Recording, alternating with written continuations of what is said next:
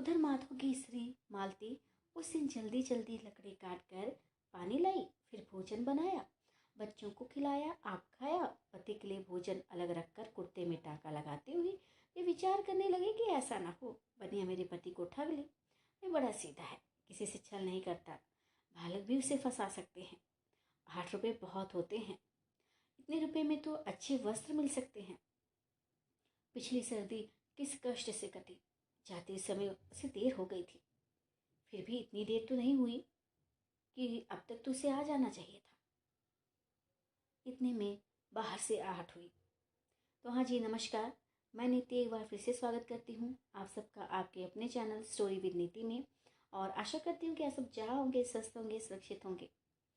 और आज की कहानी जो मैं आप सबके लिए लेकर आई हूँ उसका शीर्षक है मनुष्य का जीवन आधार क्या है। ये कहानी भी लियो टॉल्स्टॉय जी की कहानी है, जिसका हिंदी रूपांतरण हमारे लेखक श्री मुंशी प्रेमचंद जी ने किया है। तो आइए सुनते हैं इस कहानी को मेरे साथ, यानी आपकी अपनी नीति के साथ। कहते हैं कि माधो नामी एक चमार था कि जिसके पास ना घर था ना धरती, और यानी उसके पास कोई कुछ खास संपत्ति नहीं थी। वो किसी तरह अपने घर का गुजर बसर जो है वो करता था। अपनी स्त्री और बच्चों सहित एक झोपड़े में रहकर मेहनत मजदूरी द्वारा पेट पालता था। मंजूरी कम थी, अन्न महंगा था, जो कमाता था खा जाता था। सारा घर एक ही कंबल ओढ़कर जाड़ों के दिन काटता था, और वे कंबल भी फटकर तार तार रह गया था। पूरे 1 वर्ष से वह इस विचार में लगा हुआ था कि दूसरा वस्त्र मोल ले ले। पेट मार मार कर उसने किसी तरह 3 रुपए जमा कर लिए थे, और 5 रुपए पास के गांव वालों पर आते थे, यानी उसने दे रखे थे किसी न किसी को, या कहीं काम किया था तो वहाँ पे उसे मंजूरी उतनी मिलनी थी। तो एक दिन उसने ये विचारा कि 5 रुपए गांव वालों से उगा कर वस्त्र ले आऊं, क्योंकि सर्दी जो है वो बढ़ती जा रही थी। वह घर से चला। गांव में पहुंचकर वह पहले एक किसान के घर गया। किसान तो घर में था नहीं। उसकी स्त्री ने कहा कि इस समय रुपया मौजूद नहीं, फिर दे दूंगी। फिर वह दूसरे के घर पहुंचा, वहां से भी रुपया नहीं मिला। फिर वह बनिए की दुकान पर जाकर वस्त्र उधार मांगने लगा। बनिया बोला, हम ऐसे कंगालों को उधार नहीं देते, कौन पीछे पीछे फिरे, जाओ जाओ अपनी राह लो। वह निराश होकर घर को लौट पड़ा। राह में सोचने लगा, कितनी अचरज की बात है कि मैं सारे दिन काम करता हूँ, उस पर भी पेट नहीं भरता। चलते समय स्त्री ने कहा था कि वस्त्र अवश्य लाना। अब क्या करूं, कोई उधार भी तो नहीं देता। किसानों ने कह दिया है, अभी हाथ खाली है, फिर ले लेना। तुम्हारा तो हाथ खाली है, पर मेरा काम कैसे चले? तुम्हारे पास घर पशु सब कुछ है, मेरे पास तो ये शरीर ही शरीर है। तुम्हारे पास अनाज के कोठे भरे पड़े हैं, मुझे एक एक दाना मोल लेना पड़ता है। 7 दिन में 3 रुपए तो केवल रोटी में खर्च हो जाते हैं। क्या करूं, कहाँ जाऊं? हे भगवान! सोचता हुआ मंदिर के पास पहुंचकर देखता क्या है कि धरती पर कोई श्वेत वस्तु पड़ी है। अंधेरा हो गया है, साफ नहीं दिखाई देता। माधव ने समझा किसी ने इसके वस्त्र छीन लिए हैं। मुझसे क्या मतलब? ऐसा ना हो इस झगड़े में पड़ने से मुझ पर कोई आपत्ति खड़ी हो जाए। चल दो। थोड़ी दूर गया था कि उसके मन में पछतावा हुआ। मैं कितना निर्दयी हूँ, कहीं ये बेचारा भूखों न मर रहा हो। कितनी शर्म की बात है कि मैं उसे इस दशा में छोड़ चला जाता हूँ। वह लौट पड़ा और उस आदमी के पास जाकर खड़ा हो गया।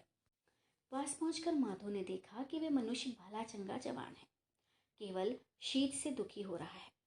उस मनुष्य को आंख भर कर देखना था कि माधव को उस पर दया आ गई। अपना कोट उतार कर बोला, ये समय बातें करने के नहीं, ये कोट पहन लो और मेरे संग चलो। मनुष्य का शरीर स्वच्छ, मुख दयालु, हाथ पांव सुडौल थे। वे प्रसन्न बदन था। माधव ने उसे कोट पहना दिया और बोला, मित्र अब चलो, बातें तो पीछे होती रहेंगी। मनुष्य ने प्रेम भाव से माधव को देखा और कुछ ना बोला। माधव, तुम बोलते क्यों नहीं? यहाँ ठंड है, चलो घर चले। यदि तुम चल नहीं सकते तो ये लो लकड़ी, इसके सहारे चलो। मनुष्य माधव के पीछे पीछे हो लिया। माधव, भाई तुम कहाँ रहते हो? मनुष्य, मैं यहाँ का रहने वाला नहीं हूँ। माधव, हाँ मैंने भी यही समझा था, क्योंकि यहाँ तो मैं सबको जानता हूँ, तुम मंदिर के पास कैसे आ गए? मनुष्य, ये मैं नहीं बतला सकता। माधव, क्या तुमको किसी ने दुख दिया है? मनुष्य, मुझे किसी ने दुख नहीं दिया, अपने कर्मों का भोग है, परमात्मा ने मुझे दंड दिया है। माधव, हाँ, निसंदेह परमेश्वर सबका स्वामी है, परंतु खाने को अन्न और रहने को घर तो चाहिए ही ना। तुम अब कहाँ जाना चाहते हो? मनुष्य, जहाँ ईश्वर ले जाए। माधव चकित हो गया। मनुष्य की बातचीत बड़ी प्रिय थी। वह ठग प्रतीत नहीं होता था, पर अपना पता कुछ नहीं बताता था। माधव ने सोचा कि अवश्य इस पर कोई बड़ी विपत्ति पड़ी है। बोलो भाई, घर चलकर जरा आराम करो, फिर देखा जाएगा। दोनों वहां से चल दिए। राह में माधव विचार करने लगा कि मैं तो वस्त्र लेने आया था, यहाँ अपना भी दे बैठा। एक नंगा मनुष्य साथ है, क्या ये सब बातें देखकर मालती प्रसन्न होगी? कदापि नहीं। पर चिंता ही क्या है, भाई दया करना मनुष्य का परम धर्म है। उधर माधव की स्त्री मालती उस दिन जल्दी जल्दी लकड़ी काट कर पानी लाई, फिर भोजन बनाया, बच्चों को खिलाया, आप खाया। पति के लिए भोजन अलग रखकर कुर्ती में टाँका लगाते हुए ये विचार करने लगी कि ऐसा ना हो कि बनिया मेरे पति को ठग ले। भाई वह बड़ा सीधा है, किसी से छल नहीं करता, बालक भी तो उससे फंसा सकते हैं। 8 रुपए बहुत होते हैं, इतने रुपए में तो अच्छे वस्त्र मिल सकते हैं। अब पिछली सर्दी किस कष्ट से कटी थी, जाते समय उसे देर हो गई थी, परंतु क्या हुआ, अब तक उसे आ जाना चाहिए था। इतने में आहट हुई। मालती बाहर आई, देखा कि माधव है, उसके साथ नंगे सिर एक मनुष्य है। माधव का कोट उसके गले में पड़ा है, पति के हाथों में कोई गठरी नहीं है, और शर्म से सिर झुकाए खड़ा है। ये देखकर मालती का मन निराशा से व्याकुल हो गया। उसने समझा कोई ठग है, त्योरी चढ़ाकर खड़ी होकर देखने लगी कि वह क्या करता है। माधव बोला कि यदि भोजन तैयार हो तो ले आओ। मालती जलकर राख हो गई, कुछ ना बोली, चुपचाप वहीं खड़ी रही। माधव ताड़ गया कि स्त्री क्रोध अग्नि में जल रही है। माधव, क्या भोजन नहीं बनाया? मालती, हाँ बनाया है, परंतु तुम्हारे वास्ते नहीं, तुम तो वस्त्र मोल लेने गए थे। ये क्या किया, अपना कोट भी दूसरे को दे दिया। इस ठग को कहाँ से लाए हो? यहाँ कोई सदा बारात तक थोड़े ही चलता है। माधव मालती से बोला, अरे बस बस, बिना सोचे समझे किसी को बुरा कहना उचित नहीं है, पहले मुझसे पूछ तो लो कि ये कैसा है। मालती, हाँ, पहले ये बताओ कि रुपए कहाँ फेंक गए? माधव, अब ये लो अपने 3 रुपए, गांव वालों ने कुछ नहीं दिया। मालती, मेरे पास संसार भर के नंगे लुच्चों के लिए भोजन नहीं है जी। माधव, फिर वही बात, पहले से पूछ तो लो क्या कहता है। मालती, बस बस, पूछ चुकी, मैं तो विवाह ही करना नहीं चाहती थी, तुम तो घर खो हो। माधव ने बहुत समझाया पर वह एक न मानी। 10 वर्ष के पुराने झगड़े याद करके बकवास करने लगी। यहाँ तक कि क्रोध में आकर माधव की जैकेट फाड़ डाली और घर से बाहर जाने लगी। पर रास्ते में रुक गई और पति से बोली, अगर ये भल मानस होता तो नंगा न होता। भला तुम्हारी भेंट इससे कहाँ हुई? माधव, बस यही तो मैं तुमको बतलाना चाहता हूँ। अब ये गांव के बाहर मंदिर के पास नंगा बैठा था। भला विचार तो कर, यदि तू बाहर नंगे बैठने की है क्या? अब दैव गति से मैं वह जहाँ पहुँचा, नहीं तो क्या जाने ये मरता या जीता बेचारा। हम क्या जानते हैं कि इस पर क्या विपत्ति पड़ी होगी। मैं अपना कोट पहनाकर इसे यहाँ ले आया हूँ। देख, क्रोध मत कर, क्रोध पाप का मूल है। एक दिन हम सबको ये संसार छोड़ना है ना। मालती कुछ कहना चाहती थी पर मनुष्य को देखकर चुप हो गई। वह आंखें मूंदे घुटनों पर हाथ रखे मौन धारण के सिर बैठा था। माधव, प्यारी, क्या तुम में ईश्वर का प्रेम नहीं है? ये वचन सुनकर मनुष्य को देखकर मालती का चित्त तुरंत पिघल गया। झट से उठी और भोजन लाकर उसके सामने रख दिया और बोली, खाइए। मालती की ये दशा देखकर मनुष्य का मुखार विंद खिल गया और वह हंसा। भोजन कर लेने पर मालती बोली, तुम कहाँ से आए हो? मनुष्य, मैं यहाँ का रहने वाला नहीं हूँ। मालती, तुम मंदिर के पास कैसे पहुंचे? मनुष्य, मैं कुछ नहीं बता सकता। मालती, अच्छा, क्या किसी ने तुम्हारा माल चुरा लिया है? मनुष्य, किसी ने नहीं, परमेश्वर ने ये दंड दिया है। मालती, क्या तुम वहां नंगे बैठे थे? मनुष्य, हाँ, शीत के मारे ठिठुर रहा था।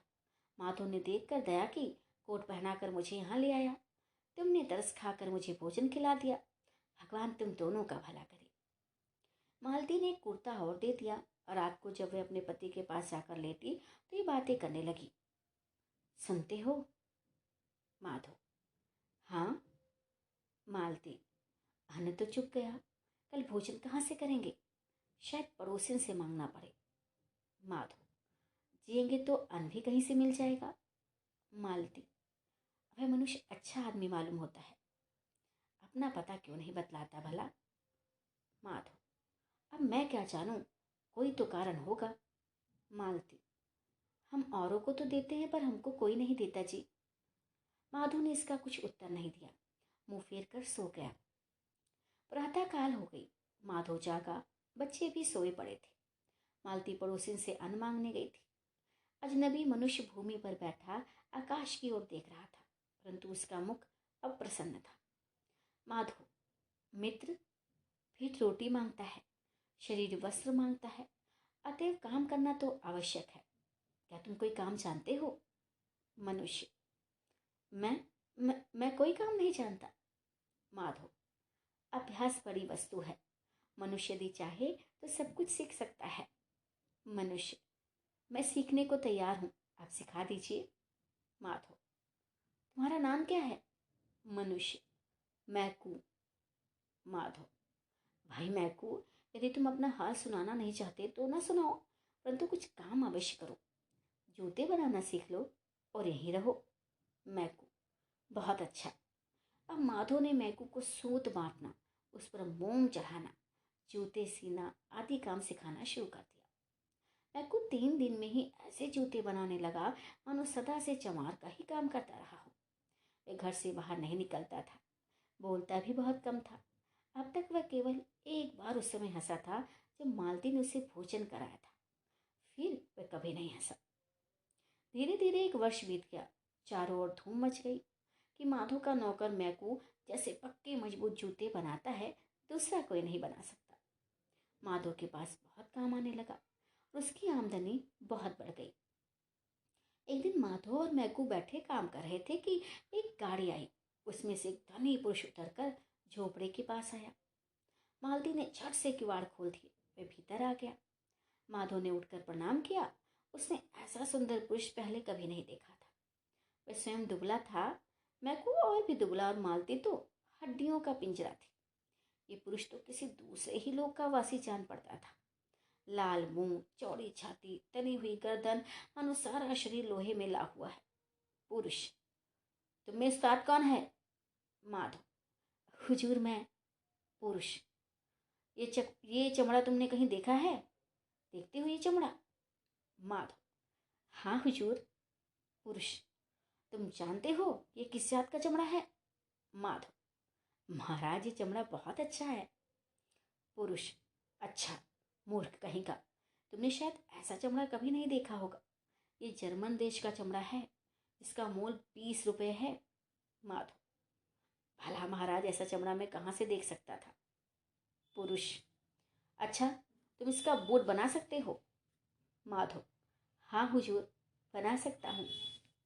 पुरुष: हाँ हुजूर की बात नहीं, समझ लो कि चमड़ा कैसा है और बनवाने वाला कौन है। यदि साल भर के अंदर कोई टांका उखड़ गया अथवा जूते का रूप बिगड़ गया तो तुझे बंदी गहने जाना पड़ेगा, नहीं तो 10 रुपये मजूरी मिलेगी।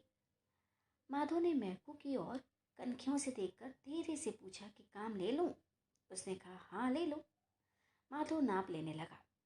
पुरुष: देखो, नाप ठीक लेना, बूट छोटा ना पड़ जाए। और ये कौन है? माधो: ये मेरा कारीगर है जी। पुरुष: सुनो, हो, देखो, बूट 1 वर्ष चलना चाहिए, पूरा 1 वर्ष, कम नहीं। मैकू का उस पुरुष की ओर ध्यान ही नहीं था, वह किसी और ही धुन में मस्त बैठा हंस रहा था। पुरुष: हे मूर्ख, बात सुनता है कि हंसता है? देखो, बूट बहुत जल्दी तैयार करना, देर न होने पाए। अब बाहर निकलते समय पुरुष का मस्तक द्वार से टकरा गया। माधो बोला, सिर है कि लोहा? किवाड़ ही तोड़ डाला। मालती बोली, धनवान ही बलवान होते हैं जी। इस पुरुष को यमराज भी हाथ नहीं लगा सकता, और की तो बात ही क्या है। उस आदमी के जाने के बाद माधव ने मैकू से कहा कि भाई काम तो ले लिया है, कोई झगड़ा ना खड़ा हो। चमड़ा बहुमूल्य है और ये आदमी बड़ा क्रोधी जान पड़ता है। भूल नहीं होनी चाहिए। तुम्हारा हाथ साफ हो गया है, बूट काट दो, काट तुम दो, सी मैं दूंगा। मैकू बूट काटने लगा। मालती नित्य अपने पति को बूट काटते देखा करती थी। मैकू की काट देख कर चकराई कि वे यह क्या कर रहा है। शायद बड़े आदमियों के बूट इसी प्रकार काटे जाते हों। ये विचार करके चुप रह गई। मैकू ने चमड़ा काट कर दोपहर तक स्लीपर तैयार कर लिया। माधव जब भोजन करके उठा तो देखता क्या है कि बूट की जगह स्लीपर बने रखे हैं। वे घबरा गया और मन में कहने लगा, इस मैकू को मेरे साथ रहते 1 वर्ष हो गया है, ऐसी भूल तो उसने कभी नहीं की। आज इसे क्या हो गया? उस पुरुष ने तो बूट बनाने को कहा था, इसने तो स्लीपर बना डाले। अब उसे क्या उत्तर दूंगा? ऐसा चमड़ा और कहाँ से मिल सकता है? मित्र, ये तुमने क्या किया? उसे तो बूट बनाने को कहा था, अब मेरे सिर के बाल नहीं बचेंगे। ये बातें हो ही रही थी कि द्वार पर एक आदमी ने आकर पुकारा। मालती ने किवाड़ खोल दिए। ये उस धनी आदमी का वही नौकर था जो उसके साथ यहाँ आया था। उसने आते ही कहा, राम राम, तुमने बूट बना तो नहीं डाली जी? माधो, हाँ बना रहा हूँ। नौकर, देखिए मेरे स्वामी का देहांत हो गया है, अब बूट बनाना व्यर्थ है। माधो, अरे नौकर, वह तो घर तक भी पहुँचने नहीं पाए, गाड़ी में ही प्राण त्याग दिए। स्वामिनी ने कहा है कि उस चमड़े के स्लीपर बना दो। माधो, ये लो स्लीपर। आदमी स्लीपर लेकर चलता बना। मैकू को माधो के साथ रहते रहते 6 वर्ष बीत गए।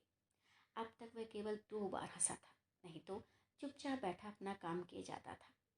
माधो उस पर अति प्रसन्न था और डरता रहता था कि कहीं भाग न जाए। इस भय से फिर माधो ने उससे पता वता कुछ पूछा नहीं। एक दिन मालती चूल्हे में आग जला रही थी, बालक आंगन में खेल रहे थे। माधो और मैकू बैठे जूते बना रहे थे कि एक बालक ने आकर कहा, चाचा मैकू देखो, वे स्त्री 2 लड़कियां संग ले आ रही है। मैकू ने देखा कि एक स्त्री चादर ओढ़कर छोटी छोटी कन्याएं संग लिए चली आ रही है। कन्याओं का एक सा रंग रूप है, भेद केवल ये है कि उनमें एक लंगड़ी है। बोई भीतर आई तो माधो ने पूछा, माई क्या काम है? उसने कहा कि लड़कियों के जूते बना दो। माधव बोला, बहुत अच्छा। वह नाप लेने लगा तो देखा कि मैकू इन लड़कियों को इस प्रकार ताक रहा है मानो पहले कहीं देखा है। बोई, इस लड़की का एक पाँव लूंजा है, एक नाप इसका ले लो, बाकी 3 पैर एक जैसे हैं, ये लड़कियां जुड़वा हैं। माधव, ये लंगड़ी कैसे हो गई? क्या जन्म से ही ऐसी है? बोई, नहीं, इसकी माता ने ही इसकी टांग कुचल दी थी। मालती, तो क्या तुम इनकी माता नहीं हो? बुई, नहीं बहन, ना इनकी माता हूँ ना संबंधी हूँ, ये मेरी कन्या ही नहीं है, मैंने तो बस इन्हें पाला है। मालती, और जिस पर भी तुम इन्हें इतना प्यार करती हो? बुई, अरे प्यार क्यों ना करूँ, मैंने अपना दूध पिला पिला कर इन्हें बड़ा किया है। मेरा अपना भी बालक था, परंतु उसे परमात्मा ने ले लिया। मुझे इनके साथ उससे भी अधिक प्रेम है। मालती, तो ये किसकी कन्याएं हैं? बुई, 6 वर्ष हुए कि 1 सप्ताह के अंदर इनके माता पिता का देहांत हो गया। पिता की मंगल के दिन मृत्यु हुई, माता की शुक्रवार को। पिता के मरने के 3 दिन पीछे ये पैदा हुई। इनके माँ बाप मेरे पड़ोसी थे। इनका पिता लकड़हारा था, जंगल में लकड़ियाँ काटते काटते वृक्ष के नीचे दबकर मर गया। उसी सप्ताह में इनका जन्म हुआ। जन्म होते ही माता भी चल बसी। दूसरे दिन जब मैं उससे मिलने गई तो देखा कि बेचारी मरी पड़ी है। मरते समय करवट लेते हुए इस कन्या की टांग उसके नीचे दब गई। गांव वालों ने उसका दाह कर्म किया। इनके माता पिता रंग थे, कौड़ी भी नहीं पास थी। सब लोग सोचने लगे कि कन्याओं को कौन पालेगा। उस समय वहाँ मेरी गोद में 2 महीने का बालक था। सबने यही कहा कि जब तक कोई प्रबंध ना हो तुम ही इनको पालो। मैंने इन्हें संभाल लिया। पहले पहल मैं इस लंगड़ी को दूध नहीं पिलाया करती थी, क्योंकि मैं समझती थी कि ये मर जाएगी। पर फिर मुझे इस पर दया आ गई और इसे भी दूध पिलाने लगी। उस समय परमात्मा की कृपा से मेरी छाती में इतना दूध था कि तीनों बालकों को पिलाकर भी बह निकलता था। मेरा बालक मर गया, ये दोनों पल गई। हमारी दशा पहले से अब बहुत अच्छी है। मेरा पति एक बड़े कारखाने में नौकर है। मैं इन्हें कैसे प्यार न करूं? ये तो मेरा जीवन आधार है। ये कहकर बुई ने दोनों लड़कियों को छाती से लगा लिया। मालती, सत्य है, मनुष्य माता पिता के बिना जी सकता है, परंतु ईश्वर के बिना जीता नहीं रह सकता।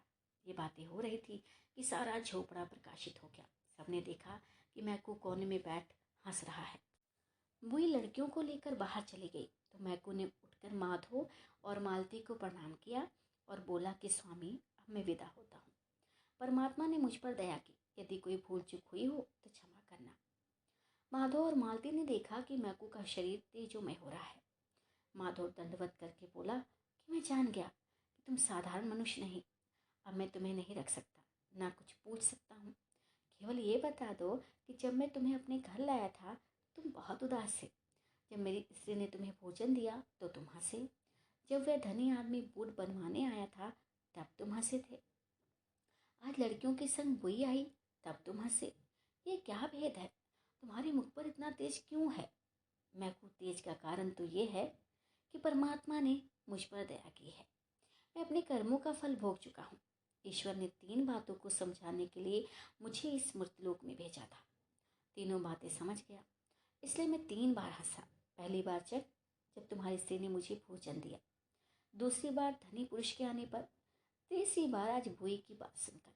माधव, क्या परमेश्वर ने ये दंड तुम्हें क्यों दिया था? कि वह 3 बातें कौन सी हैं, मुझे भी बताओ। मैकू, देखो, मैंने भगवान की आज्ञा नहीं मानी थी, इसलिए ये दंड मिला था। मैं देवता हूँ। एक समय भगवान ने मुझे एक स्त्री की जान लेने के लिए मृत्युलोक में भेजा। जाकर देखता हूँ कि स्त्री अति दुर्बल है और भूमि पर पड़ी है।